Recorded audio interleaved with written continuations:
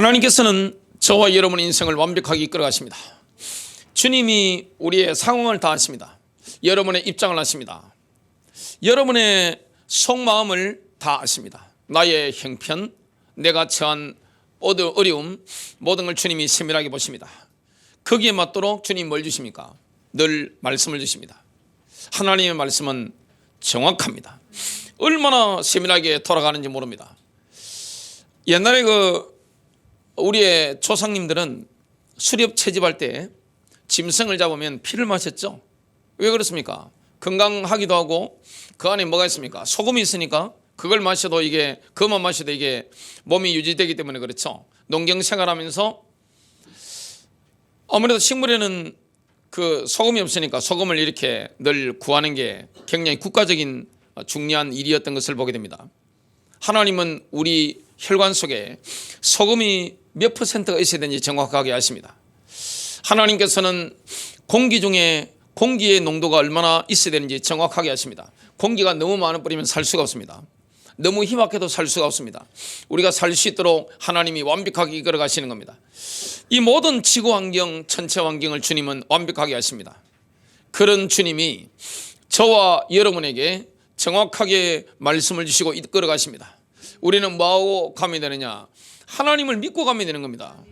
하나님은 살아 계시기 때문에 저와 여러분이 하나님을 믿어드리는 겁니다. 우리가 하나님께 모든 걸 맡길 때 주님이 우리가 맡긴 그것을 완벽하게 이끌어 가시는 겁니다. 그것을 끝나는 게 아니에요. 하나님 말씀이 우리 마음에 왔다면 그 말씀을 내가 믿음으로 선포하는 겁니다. 그러면 하나님의 강력한 임재를 경험하게 됩니다. 오늘은 어떤 말씀입니까? 하나님께서 값을 치르고 우리를 사셨습니다. 우리는 하나님의 소유입니다. 고린도전서 6장 19절부터 20절입니다. 너희 몸은 너희가 하나님께로부터 받은 바 너희 가운데 계신 성령의 전인 줄을 알지 못하느냐? 너희는 너희 자신의 것이 아니라 값으로 산 것이 되었으니 그런즉 너희 몸으로 하나님께 영광을 돌리라. 옛날에는 우리가 어떻게 살았습니까? 우리의 존재 가치에 대해서 올바르게 알지 못하고 세상 기준을 따라 좌절하고 절망하며 소망없이 살았습니다. 그런 우리에게 하나님이 찾아오신 겁니다. 우리 자신이 하나님의 아들이신 예수님께서 피값을 치르고 사신 굉장히 귀중한 존재임을 알게 하셨죠. 저와 여러분이 오늘 말씀 들으면서 내가 얼마나 귀한 존재인가, 인간의 존재가 얼마나 가치 있는가, 예수님의 피로 값주고 사신 저와 여러분이 천하보다 귀하다는 것을 오늘 깨닫고 주님께 영광 돌리는 그 시간 되시길 바랍니다. 그게 은혜죠. 첫 번째입니다. 예수님께서는 우리를 구속하시기 위해서 완전한 값을 치르셨습니다. 모든 건 대가가 있죠. 주님이 모든 걸 내놓으신 겁니다. 우리는 예수님께 속해 있습니다. 고린도전서 6장 19절입니다. 도대체 무슨 말이냐? 너희 몸이, 지금 우리 몸에 대해서 말씀하고 있습니다. 너희 몸이 너희가 하나님에게서 받은 바 너희 안에 계신 성령님의 전인 줄을 너희가 알지 못하느냐? 너희는 너희 자신의 것이 아니니라. 왜 여러분들은 여러분 자신의 것이 아닙니까? 예수님께서 피값을 우리를 사시기 때문에 그렇습니다. 주님이 그 일을 하신 겁니다. 예수님이 그분의 귀한 피로 값을 치르신 거죠. 만약 여러분이 여러분 자신의 생명을 계속해서 붙잡고 있기를 원한다면 여러분은 피값을 치르고 사신 바 된 것이 아니라는 사실을 우리가 기억해야 됩니다. 여러분은 양쪽 다리를 가질 수가 없습니다. 만일 여러분이 하나님의 것이라면 여러분은 더 이상 여러분 자신 것이 아닙니다. 우리가 하나님의 것이라면 더 이상 우리는 우리 자신의 것이 아닙니다. 만약 여러분이 여러분 자신의 것이라면 여러분은 더 이상 하나님의 것이 아닌 거죠. 고린도전서 6장 20절은 이런 말씀을 합니다. 주께서 값을 치르고 너희를 사셨느니라. 그런즉 하나님의 것인 너희 몸과 너희 영으로 하나님께 영광을 돌리라. 예수님이 값을 치르고 사셨습니다. 이걸 보고 한글 개역 개정에서는 속량이라는 표현을 하고 킹제임스 버전이나 영어 성경을 보면 구속이라는 단어를 씁니다. 리뎀션, 구속이죠. 값을 치르고 사신 겁니다. 사탄의 노예 시장에 있던 우리를 예수께서 피값을 주고 사신 겁니다. 주님이 뭘 구속하신 겁니까? 저와 여러분의 전체를 구속하신 겁니다. 우리의 영과 우리의 혼과 우리의 몸을 완벽하게 구속하신 거죠. 그 때문에 주님이 돌아가신 겁니다. 그만큼 저와 여러분이 가치 있는 존재입니다. 어마어마하게 가치 있는 존재입니다. 우리의 영과 우리의 혼과 우리의 몸은 전부 다 누구 겁니까? 하나님의 거죠. 왜냐하면 예수님께서 우리를 소유하시기 위해 그분의 피값을 치르시기 때문에 그렇습니다. 우리의 몸에 지체들이 있습니다. 저도 지금 눈이 있고 입을 가지고 제가 메시지를 하고 있죠. 손도 있습니다. 발도 있습니다. 우리 몸의 지체들은 하나님께서 사용하실 수 있는 도구들입니다. 우리는 그 모든 지체들을 하나님께 내어드려야 됩니다. 이게 놀라운 진리죠. 여러분, 성경이 가르치는 게 뭡니까? 육신은 성령님의 전입니다. 저와 여러분의 몸은 성령님께서 거하시는 곳이죠. 주님이 십자가 돌아가셨을 때, 그분의 피를 흘리셨을 때 우리의 영과 혼만 구속하신 게 아닙니다. 우리의 육신까지 구속하신 겁니다. 주님은 우리의 몸에 대해서 굉장한 관심을 가지고 계십니다. 보통 교회 다니는 분들 보면 영만 귀중하다 생각합니다. 틀린 겁니다. 우리의 영도 굉장히 중요하죠. 굉장히 고귀한 거니까. 인간 영적 존재니까. 우리의 혼도 굉장히 중요하죠. 마음, 감정 이런 게 얼마나 중요한 겁니까? 우리의 몸도 굉장히 중요합니다. 여러분, 몸에 힘 빠져보세요. 몸이 너무 아프고 힘 빠져버리면요, 제가 주로 좋을 때는 저를 안 찾아오잖아요. 죽을 만하면 찾아옵니다. 정신적으로 건강할 때는 저를 찾아올 일이 없죠. 정신적으로 너무너무 힘들고 미칠 것 같으면 저를 찾아옵니다. 그래서 참 저는 어두움을 접할 때가 굉장히 많습니다. 제가 성령 충만 받아야 되는 이유 중에 하나가 바로 그거죠. 몸이 너무 아프신 분들 이야기를 들어보면요, 목사님도 예외가 없어요. 너무 아프니까 치유도 잘 안 나온답니다. 너무 아프니까 그냥 할 수 있는 게 아무것도 없더래요. 목회자 세계에서 옛날부터 내려오는 게 있습니다. 체력이 영역이다. 제가 목회를 해보니까 그 말이 맞는 거예요. 체력이 영역입니다. 몸이 약해버리면 혼도 약해집니다. 마음이 약해지잖아요. 신체가 약해져버리면 영도 약해집니다. 그래서 우리는 영과 혼과 육의 조화로움을 추구해야 됩니다. 영이 얼마나 중요한 겁니까? 그리고 우리의 마음 관리, 우리의 감정, 이게 얼마나 중요한 겁니까? 우리의 몸도 얼마나 중요한 겁니까? 좋은 걸 먹어야죠. 좋은 물을 마셔야 되죠. 몸에 대한 배려를 얼마나 하십니까? 요즘은요, 맛있는 거 먹는다면서 물을 안 마시잖아요. 커피는 물이 아닙니다. 음료수는 물이 아니에요. 우리에게 정말로 필요한 게 뭡니까? 물입니다. 과일마다, 색깔마다, 과일마다 영양분이 골고루 있죠. 그게 한꺼번에 완전히 녹아있는 게 뭡니까? 생수죠. 옛날 우물물 그런 거죠. 이 물이 얼마나 중요한 겁니까? 물을 적당하게 마셔주는 게 몸에 얼마나 중요합니까? 여러분, 우리가 먹는 것이 얼마나 중요한 겁니까? 좋은 공기를 마시는 게 얼마나 중요한 겁니까? 몸의 청결이 얼마나 중요한 겁니까? 몸이 굉장히 중요한 겁니다. 환경이 얼마나 중요합니까? 우리 몸이 왜 그렇게 중요합니까? 성전입니다. 성령님께서 우리 안에 거하시기 때문에 그런 것이고, 저와 여러분의 몸의 지체들은 누구에게 드려지는 겁니까? 하나님께 드려진 도구들이죠. 하나님은 사람의 손으로 만든 전들에는 거하시지 않습니다. 성경은 이렇게 말씀합니다. 사도행전 7장 48절 공동번역 성서로 한번 읽어보겠습니다. 그러나 지극히 높으신 분은 사람의 손으로 지은 집에는 사시지 않습니다. 서대만의 설교죠. 여러분, 하늘은 하나님의 왕자입니다. 에스겔서를 보면 정말 그룹이 움직이는 거, 하나님의 보좌가 움직이는 거 보면 정말 휘황찬란하죠. 하늘은 하나님의 왕자입니다. 땅은 하나님의 발받침입니다. 그래서 하나님은 사람이 설계하고 사람이 콘크리트라든지 철근을 이렇게 해서 목재로 해서 쌓은 전들에는 계시지 않는 겁니다. 신약 시대는 하나님이 거하시는 곳이 어디입니까? 구약 시대와 좀 다릅니다. 구약에는 모세의 성막에 주님이 임재하신 거예요. 예루살렘 성전에 임재하신 겁니다. 신약 시대는 건물이 성전이 아닙니다.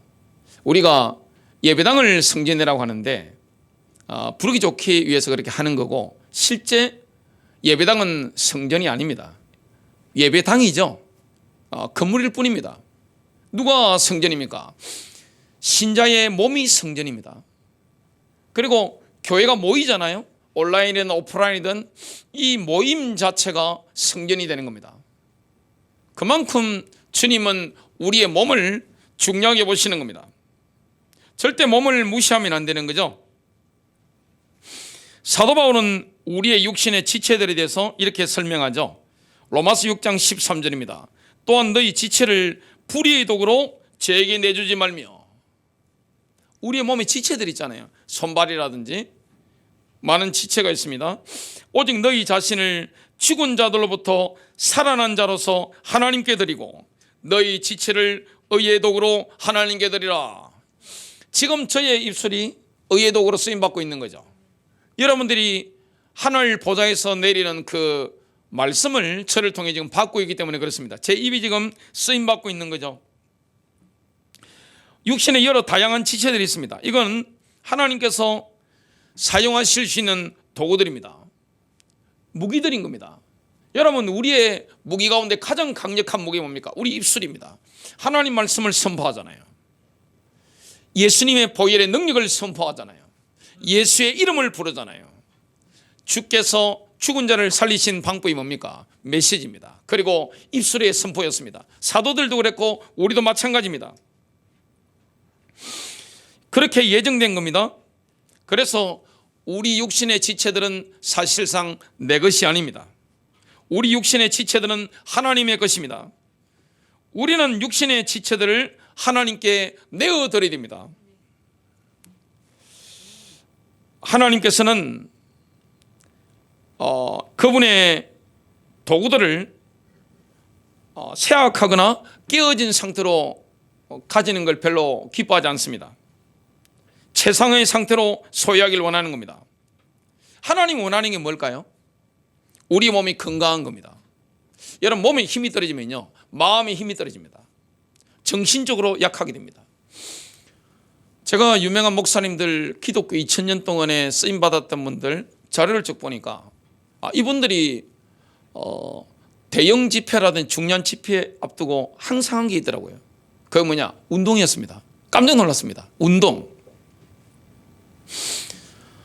등산 같은데, 높은 산 같은 데 오르고 몸을 이렇게 만드는 거예요. 그리고 말씀을 연구하고 공부를 하는 거예요.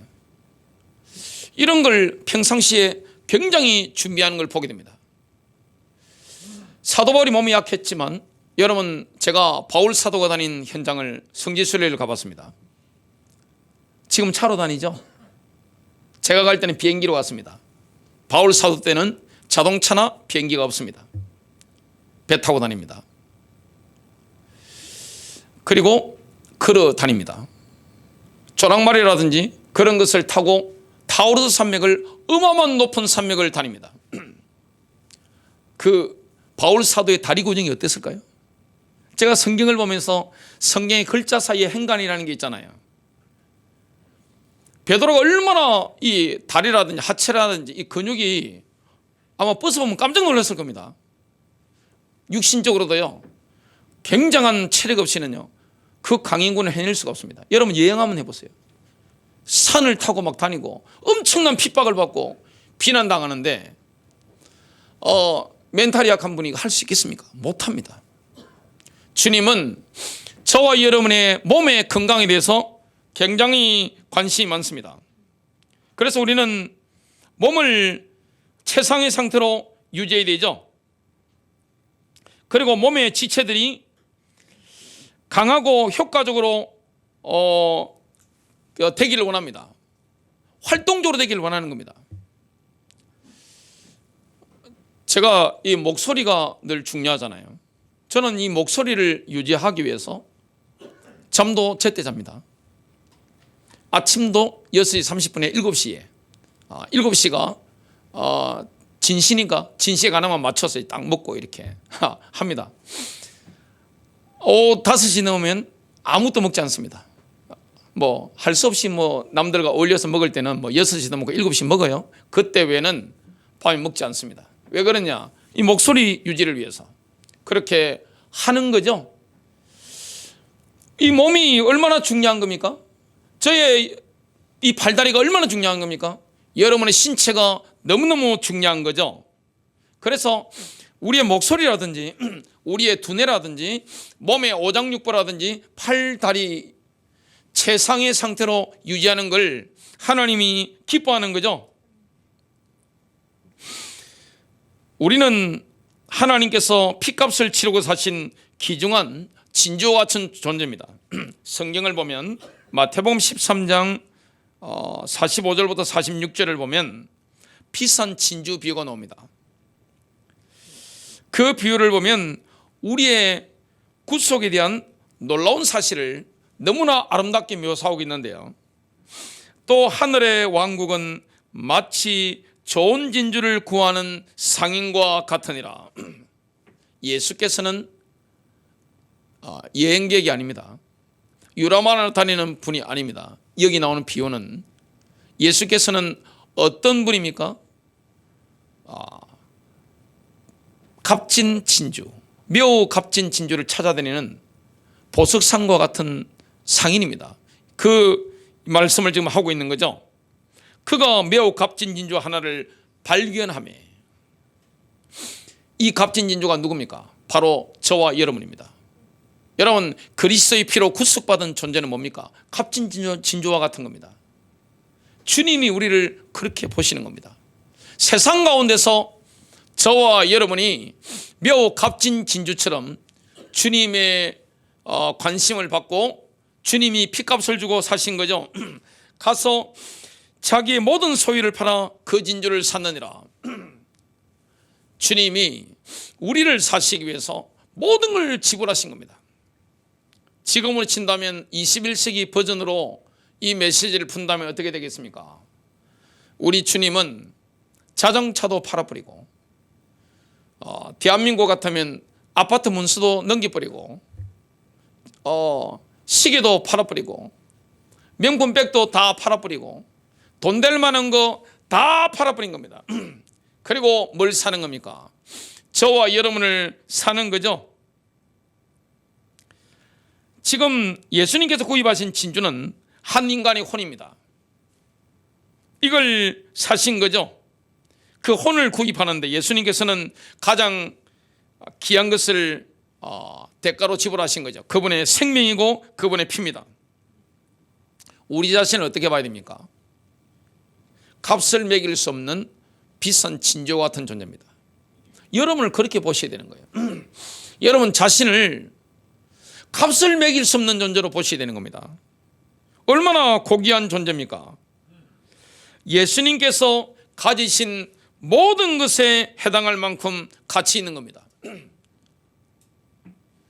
이번 주간에 저희 둘째 아들이 군대에서 경보 의성이 불났는데 최일선에서 방독면 같은 걸 쓰고 이렇게 물 뿌리고 있는 사진이 대구 신문에 났습니다. 신문이 난 거예요.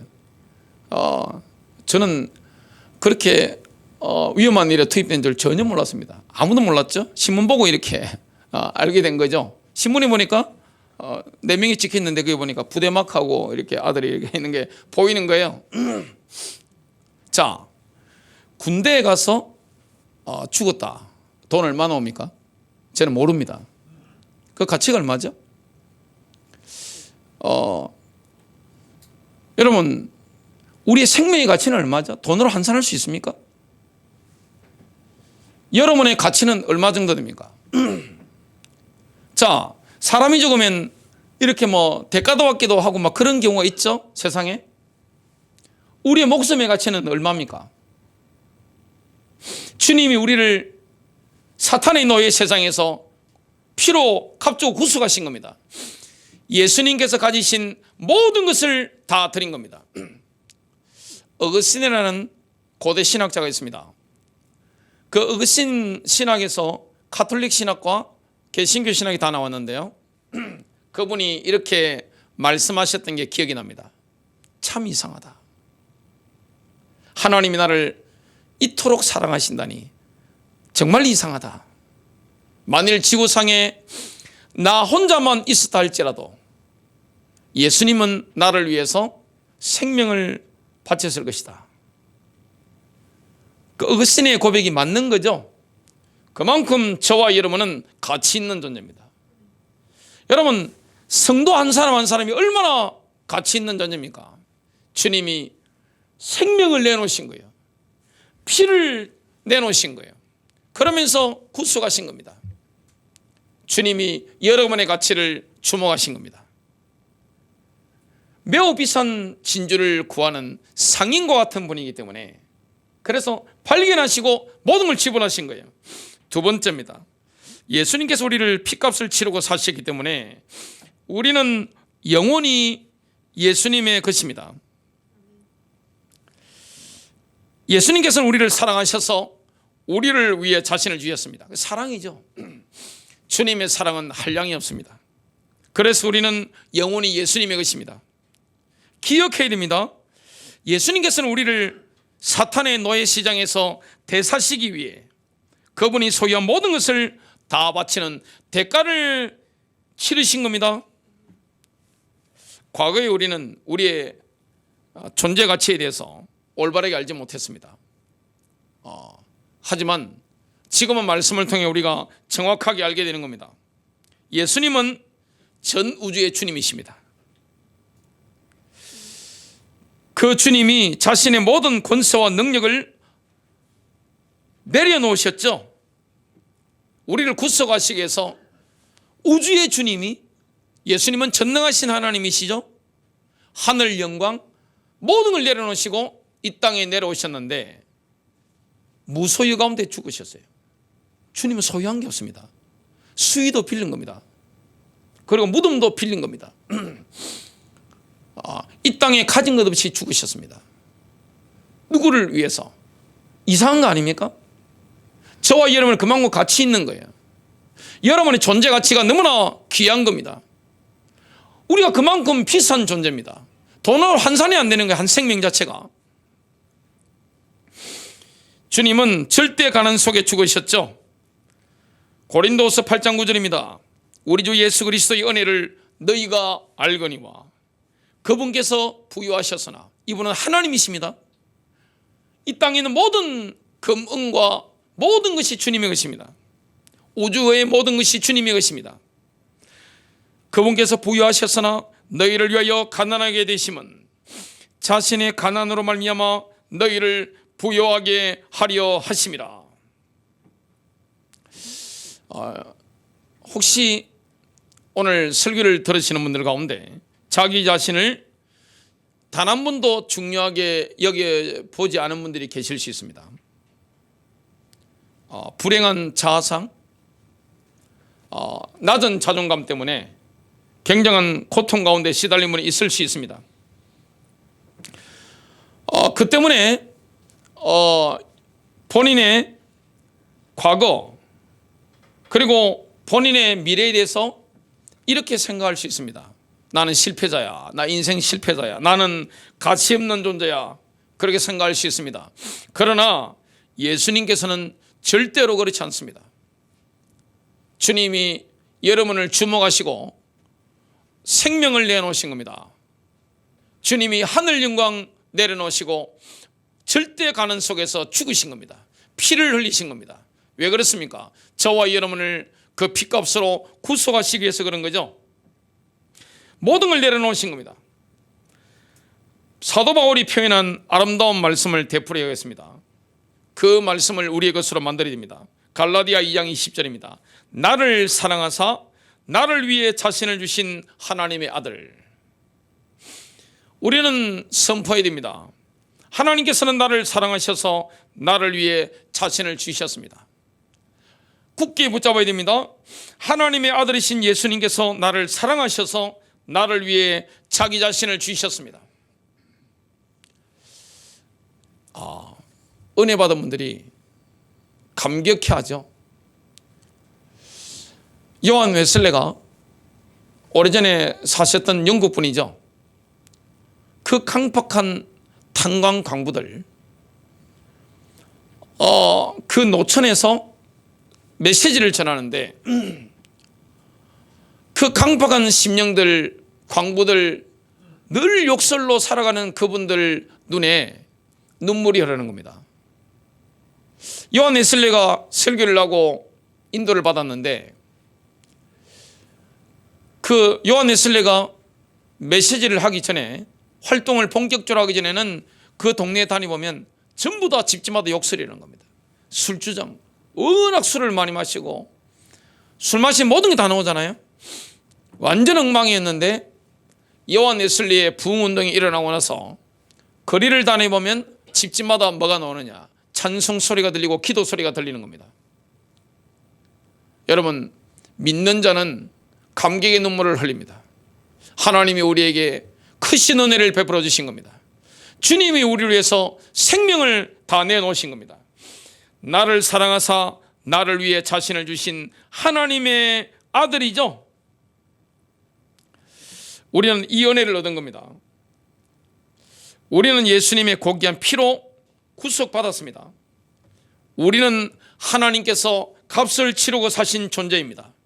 우리는 더 이상 우리 게 아닙니다. 하나님의 것입니다. 예수님이 치르신 값은 정말 엄청난 거죠. 그 가격은 신약 성경의 여러 현장에 계속해서 강조되고 있습니다. 사도 바울이 에베소 교회 장로들을 이렇게 모아놓고 고별 설교하는 감동적인 장면이 사도행전 20장 28절에 나옵니다. 그러므로 너희 자신과 온 양떼에게 주의를 기울이라. 성령님께서 너희를 그들의 감독자로 삼으사 하나님의 교회. 교회를 지금 하나님의 교회라고 표현합니다. 교회는 누구의 교회입니까? 하나님의 교회. 선한 목자이신 예수님의 교회죠. 하나님의 교회, 곧 그분께서 자신의 피로 사신 교회를 먹이게 하셨느니라. 지금 사도행전 20장 28절에 어떤 단어가 쓰입니까? 예수님께 어떤 단어가 들어가 있습니까? 하나님께, 하나님이라는 단어가 들어가 있습니다. 하나님께서 자신의 피로 교회를 사셨습니다. 여러분, 주님은 이 땅에 교회를 세우셨는데 교회를 자신의 피값을 주고 사신 거예요. 선한 목자 교회를 피값을 주고 사신 겁니다. 여러분을 피값을 주고 사신 겁니다. 얼마나 고귀한 존재인지 모릅니다. 얼마나 가치 있는 존재인지 모릅니다. 사실 이 땅에 있는 모든 인간은 고귀한 존재입니다. 여러분, 인간에 대해서, 인간은 위아래가 없잖아요. 인간은 다 고귀한 존재입니다. 그 고귀한 존재 가운데서 더 고귀한 존재가 누굽니까? 그리스도께서 피값으로 사신 성도들이죠. 얼마나 고귀한 존재들입니까? 베드로전서 1장 17절입니다. 사람들의 외모를 중시하지 아니하시고, 우리 주님은 잘난 사람 못난 사람 이거 따지지 않습니다. 가진 사람 못 가진 사람 이거 따지지 않는 겁니다. 잘생긴 사람 못생긴 사람 이거 따지지 않는 겁니다. 사회적 신분 이런 거 따지지 않는 겁니다. 각 사람의 행위대로 심판하시는 아버지를 너희가 부르며 간구할진대 너희가 여기 잠시 머물고 있을 동안을 두려움 가운데 지내라. 우리는 나그네와 같은 인생을 살아갑니다. 순례자죠. 두려움 가운데 지내라. 이건 뭡니까? 노예와 같은 두려움이 아닙니다. 하나님은 우리를 막 억압하고 이런 분이 아닙니다. 그분의 성품이 뭡니까? 사랑입니다. 사랑 안에 자유가 있죠. 예수님께서 우리를 구속하기 위해 지불하신 값에 마땅한 깊은 책임감에 대해서 말씀하는 겁니다. 우리는 그만큼 가치 있는 존재입니다. 함부로 몸을 놀리면 안 되는 존재입니다. 함부로 말하면 안 되는 존재입니다. 깊은 책임감을 가지고 있어야 됩니다. 우리는 결코 나 자신을 값싸게 취급하면 안 되는 겁니다. 베드로전서 1장 18절 19절입니다. 너희가 알거니와 너희 조상들로부터 전통으로 물려받은 너희의 헛된 행실에서 너희가 구속받은 것은 음이나 금같이 썩을 것들로 된 것이 아니요 오직 흠도 없고 점도 없는 어린 양의 피 같은 그리스도의 보배로운 피로 된 것이니라. 지금 흠이다 말씀하셨는데 흠은 뭡니까? 피조물이 태어날 때 가지고 나오는 거죠. 점은 뭡니까? 그 후에 피조물을 더럽히거나 그것에 묻은 것이 점입니다. 예수님은 뭐가 없습니까? 원죄가 없는 분입니다. 예수님은 개인적인 죄가 없으신 분입니다. 그분이 피를 흘리신 겁니다. 세 번째입니다. 이제 우리는 우리의 영혼육을 주님께 산 희생물로 드려 하나님께서 마음껏 사용하실 수 있는 도구가 되어야 됩니다. 우리의 몸을 드려야 되죠. 몸을 구속하신 한 가지 이유가 있습니다.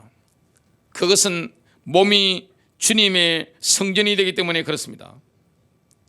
여러분, 하나님께서 우리에게 요구하시는 반응이 있습니다. 뭘 원하십니까? 우리 모두가 이행해야 되는 실제적인 사실이 있죠. 그게 뭡니까? 로마서 12장 1절입니다. 그러므로 형제들아 내가 하나님의 긍휼을 힘입어 너희에게 간청하노니 너희는 너희 몸을 거룩하고 하나님께서 받으실 만한 살아있는 희생물로 드리라. 그것이 너희의 합당한 섬김이니라. 구약에는 제사를 드릴 때 모세의 성막 같은 데서 보면 짐승을 각을 떠서 죽여서 각을 떠서 씻어가지고 제단에 올려놨습니다. 죽은 채 올린 거죠. 신약 시대는 그렇지 않습니다. 살아있는 우리의 몸을 드리는 겁니다. 우리는 거룩하게 구별되었습니다. 그리고 하나님께로 따로 드려졌습니다. 우리는 하나님께 드려졌기 때문에 하나님의 왕국으로 옮겨진 존재입니다. 그만큼 귀한 존재입니다. 히브리서 13장 12절입니다. 그러므로 예수님께서도 친히 자신의 피로 백성을 거룩히 구별하시려고 성문 밖에서 고난을 당하셨느니라. 예수님의 피가 우리를 거룩하게 구별하셨죠. 우리를 거룩하게 만드신 겁니다.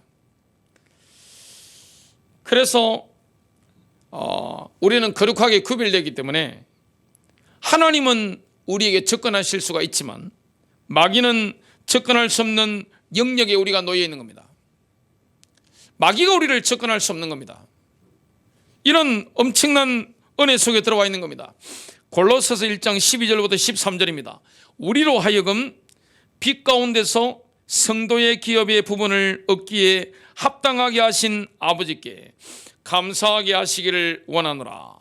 그가 우리를 흑암의 권세에서 건져내사 그의 사랑의 아들의 나라로 옮기셨으니 우리는 사탄의 권세가 미치는 영역 밖에 있습니다. 저와 여러분은 거룩한 존재입니다. 하나님의 임재 속에 우리가 이미 들어와 있는 겁니다. 결론 맺습니다.